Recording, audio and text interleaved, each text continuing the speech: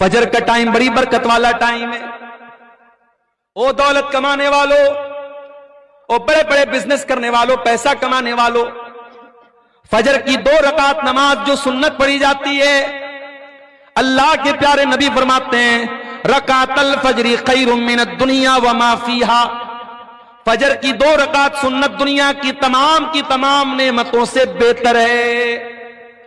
دنیا کے ارب پتی کے پاس بھی وہ دولت نہیں ہے، کھرب پتی کے پاس بھی وہ دولت نہیں ہے جو 2 رکعت فجر کی سنت پڑھ لیتا ہے۔ اتنی قیمتی ہے 2 رکعت کی سنت فجر۔ اسی لیے اللہ کے نبی فرماتے ہیں من صلی الصبح، جو فجر کی نماز جماعت کے ساتھ پڑھتا ہے فہو فی ذمۃ اللہ، وہ اللہ تعالیٰ کی ذمہ داری میں آ جاتا ہے، وہ اللہ کی پناہ میں آ جاتا ہے، اللہ کی سرکشا میں آ جاتا ہے۔ جب آپ اپنی صبح کی شروعات ہی فجر کی نماز میں غائب رہ کے کرتے ہیں، اللہ کی سرکشا کہاں سے حاصل ہوگی، اللہ کی حفاظت کہاں سے حاصل ہوگی؟ والفجر، قسم ہے فجر کے وقت کی۔ اللہ کے پیارے نبی جب کسی لشکر کو بھیجتے تھے تو فجر کے ٹائم بھیجتے تھے، اور آپ دعا کرتے تھے اللہم بارک لامتی فی بکورہا، اے اللہ تو میری امت کے صبح کے ٹائم میں برکت عطا فرما۔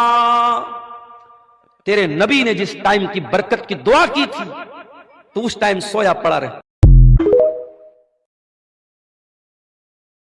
فجر کا ٹائم بڑی برکت والا ٹائم ہے۔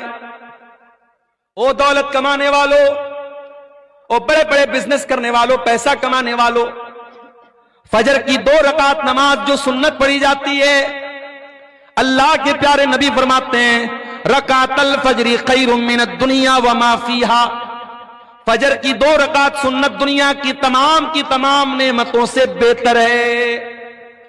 دنیا کے ارب پتی کے پاس بھی وہ دولت نہیں ہے، کھرب پتی کے پاس بھی وہ دولت نہیں ہے جو 2 رکعت فجر کی سنت پڑھ لیتا ہے۔ اتنی قیمتی ہے 2 رکعت کی سنت فجر۔ اسی لیے اللہ کے نبی فرماتے ہیں من صلی الصبح، جو فجر کی نماز جماعت کے ساتھ پڑھتا ہے فہو فی ذمۃ اللہ، وہ اللہ تعالیٰ کی ذمہ داری میں آ جاتا ہے، وہ اللہ کی پناہ میں آ جاتا ہے، اللہ کی سرکشا میں آ جاتا ہے۔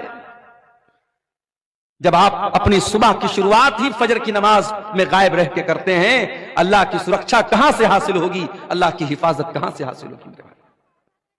والفجر، قسم ہے فجر کے وقت کی۔ اللہ کے پیارے نبی جب کسی لشکر کو بھیجتے تھے تو فجر کے ٹائم بھیجتے تھے، اور آپ دعا کرتے تھے اللہم بارک لامتی فی بکورہا، اے اللہ تو میری امت کے صبح کے ٹائم میں برکت عطا فرما۔ تیرے نبی